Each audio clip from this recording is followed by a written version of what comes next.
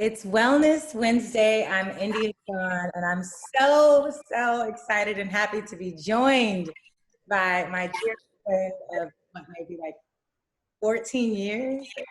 Yeah. Austin Thompson. He is a social change agent. He is a nonprofit organizer, manager, a dreamer, a guitar player. He is passionate about making the world a better place. So I thought it would be a good idea to have him on to discuss what's happening in the world around us. And I really just wanted to hear from you as a Black man just watching all of this unfold. And when I say this, of course, I'm talking about the fact that we are still marching in the streets and protesting for justice and equality in 2020. So I wanted to, first of all, ask you, how are you? Well, first to you, India, thanks for having me on Wellness Wednesdays. And shout out to your viewers, because if they're tuning into you, then they clearly are in tune with the universe and where they need to be. So hi, everybody. People ask, we say that question when we are coming and going. How are you doing? And sometimes we're not really even meaning it when we ask it. It's kind of just a greeting that we say to one another. But I know that your intention is not that, especially in a moment like this, where we are dealing with three major crises on top of one another, from the pandemic of COVID-19, sheltering in place. That's pretty scary. I've had a great aunt who actually passed away in Dayton, Ohio. Me, myself, I've been pretty sick. For the last month, have been better. They never tested me for COVID, but I had extreme pain, I'll put it that way, and some symptoms, mild symptoms of COVID-19. And of course, they don't have enough tests in the United States to test people unless you can't walk and have to go to the hospital. So that's the first crisis we're dealing with. And then on top of that, the economic crises. I actually, India, was looking forward to reaching out to you and some friends, saying that I had an awesome job in New York City, one of the largest cities in the world, in public service. And that job, basically, a moratorium was put on that position. So this dream job that I had been working towards, I had already been offered it and was in the process of reaching out to my friends about it. That got put on pause. So we've got the pandemic, then we've got this career economic crisis, and then the third one is with the killing of George Floyd and Ahmaud Arbery and Breonna Taylor, and all of the killings of Black people that were either caught on video or people are really aware because they're sheltering in place. So when you say, how am I doing? I think the one word is I'm present. Because what I learned in the midst of these three colliding crises is that how I am in every moment, it changes. It evolves. And what I've found is necessary when you're going through periods of change and uncertainty is to check in with yourself and be able to know that you are present with every moment. And for me, that's been incredibly grounding. So when people ask me how I am, I say I'm present. And being present is really a deliberate choice. And it's hard. It's hard to do that, India. I don't know if that's true for you. That's so real. I was just having a conversation today with a friend about how the hardest thing for humans to do, I guess, is to move with the move. You know, yeah. To be in a flow state. We want to hold on to what's familiar. And so I'm also in a place of like practicing being present and being in the moment, just being in the flow of life wherever it takes me, like kind of surrendering to it in a way. Yeah, yeah. And what do you practice to help you stay surrendering to that state of flow? Meditation is key, you know, coming back to my breath, centering, having an intention for the day, and then being able to come back to that intention in moments of frustration or stress, you know? So, yeah. that's been key. It's funny. that you say that about the breath meditation. That works for me too. Just knowing the importance of breath is something that I wasn't aware of pre this current moment. If you look at what's killing people about COVID-19, it's that they're losing their breath. They're going to the hospital. They have to get put on ventilators.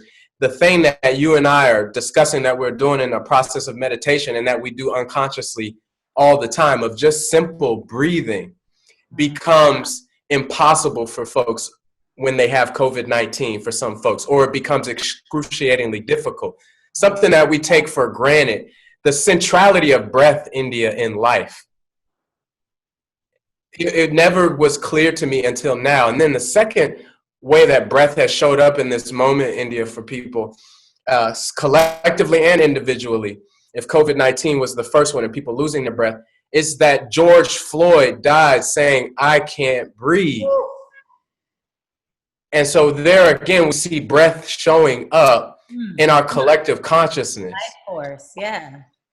It's life force, right? And this is, you're kind of tying on to some ideas that are really have to do with body wisdom and traditions that are associated with the East.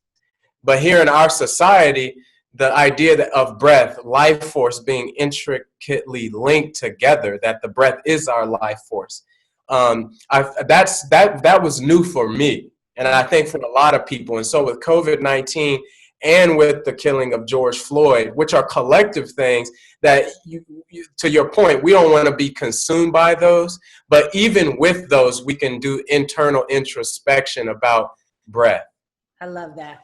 Well, okay, this might be kind of going off the deep end for some of my viewers. So let me ask you a question. What do you think are some practical ways that we as Black people can encourage each other during this time? Well, I think number one, it's checking in.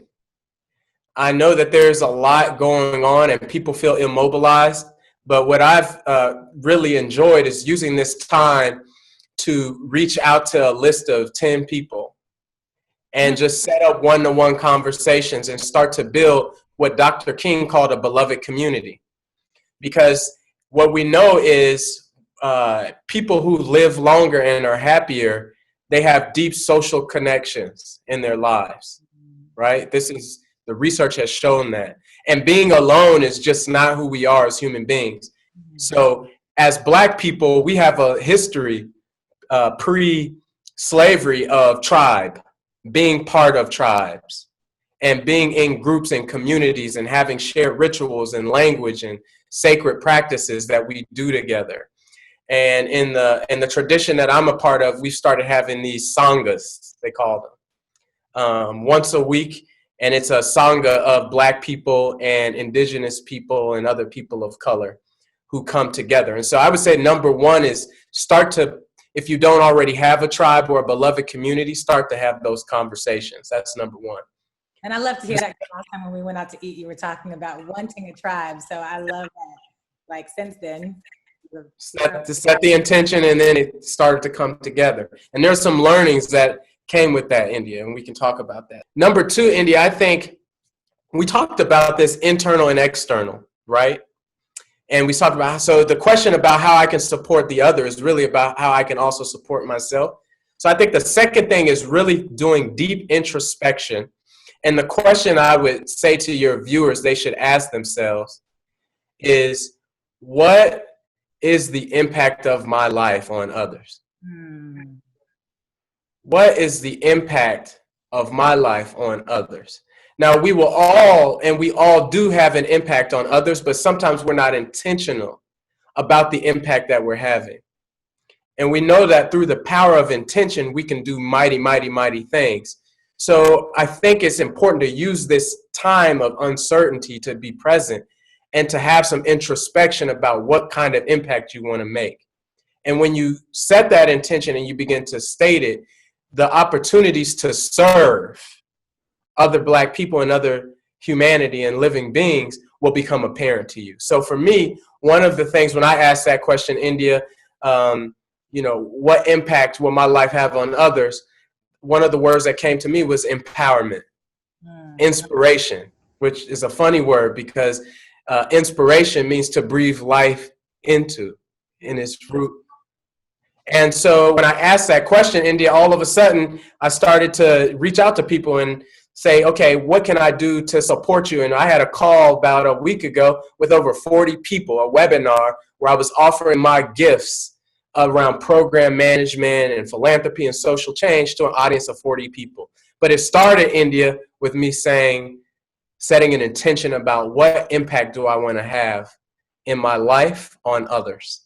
Okay, I love that. So you and I both, like where we grew up, the school that we went to, you and I exist in very diverse communities.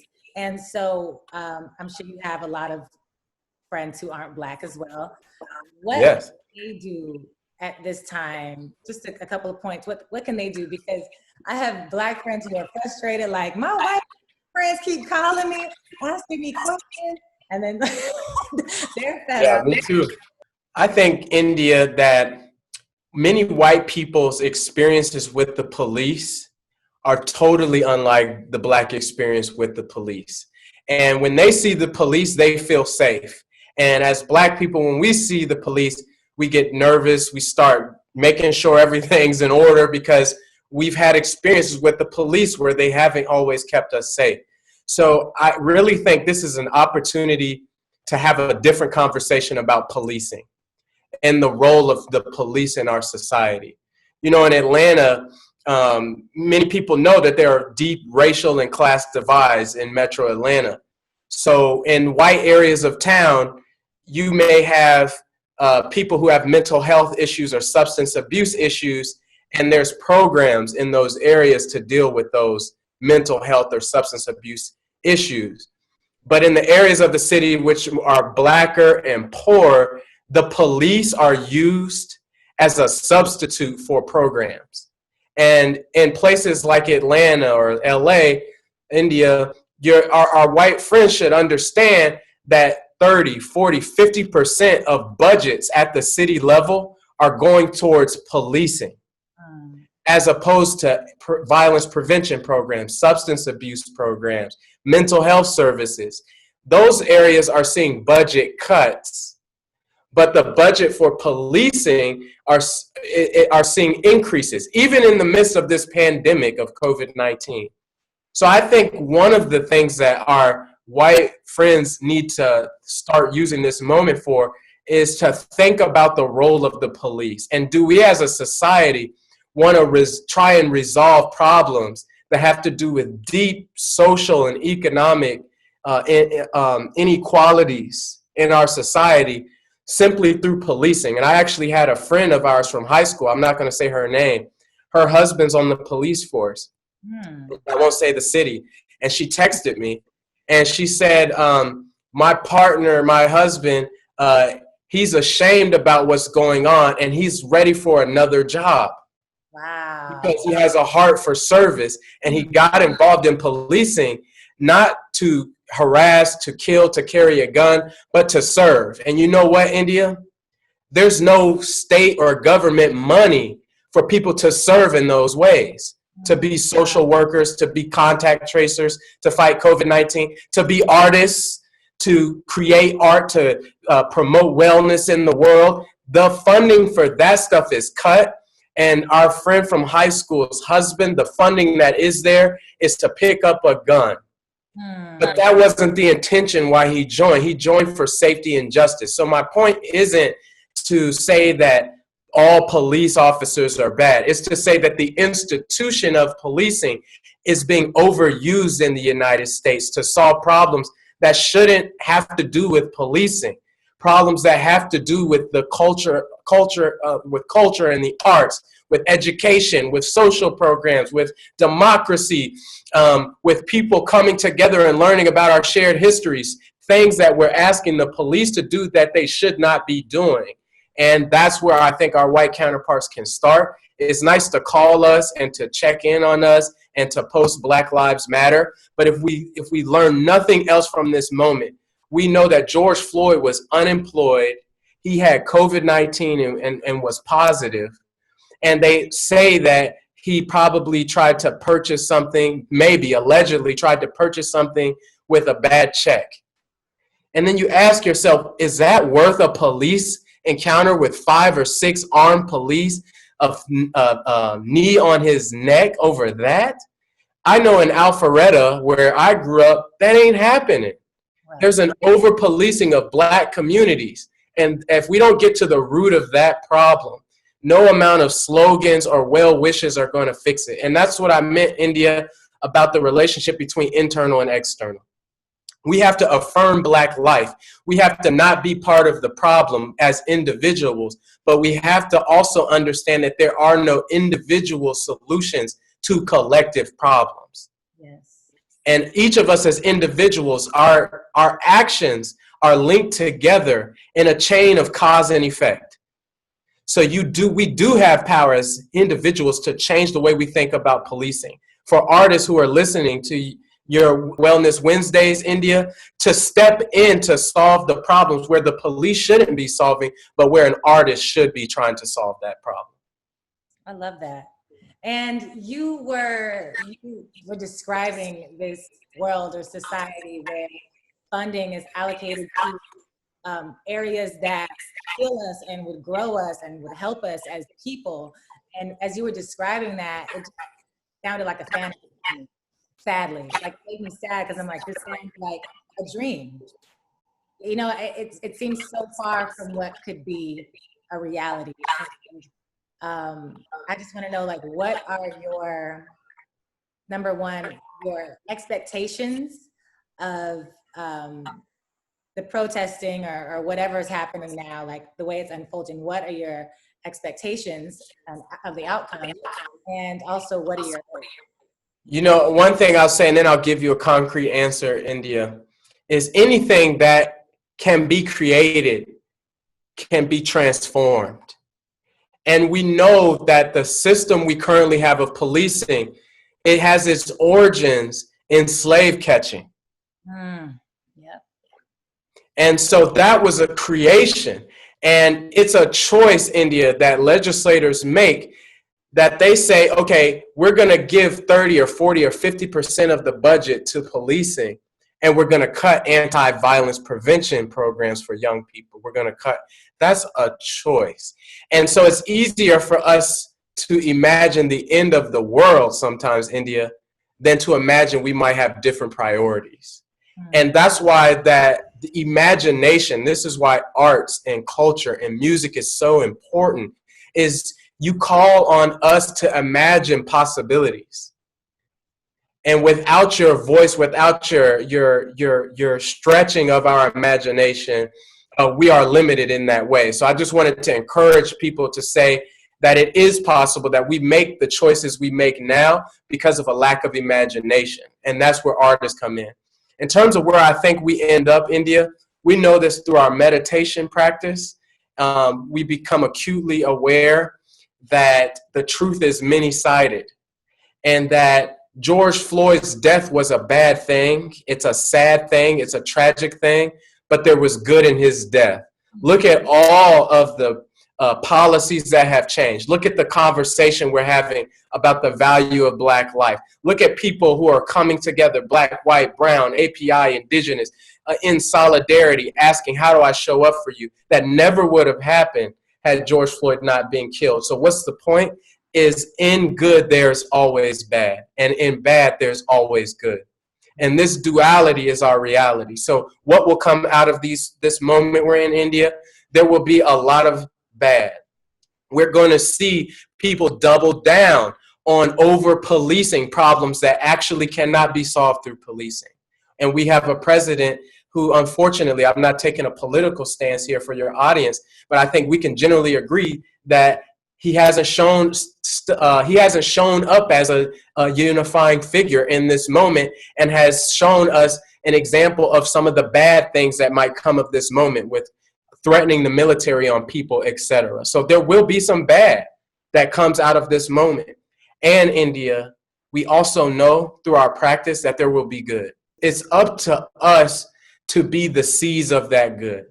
And we know that because we're linked in a chain where our actions have consequences, and the linkages of cause and effect that bring us together and connect us with the world and the universe our individual actions are going to help weigh the balance of the good and bad, which will emerge. So people are going to look for simple solutions and answers, India. Is it going to be all bad or all good? But our practice tells us it's going to be a mix of both. And I expect it's going to take a lot of practice to deal with the complexity of this next moment. Thank you for such a conscious, insightful, beautiful perspective. And I feel inspired. I feel hopeful. And I feel like I will continue my practice and my own evolution. Yes. And contribute to the greater evolution. Yes. Thank you, India, for Wellness Wednesdays. This is fantastic. I want to say to the other artists and change makers and wellness makers that please, please, please know that you have the power to stretch our imagination. And without you, there will be more bad than good. Bring your light. Bring your light. You heard him, y'all. Thank you guys so much for tuning in. Thank you, Austin. And until next week, you guys, be well.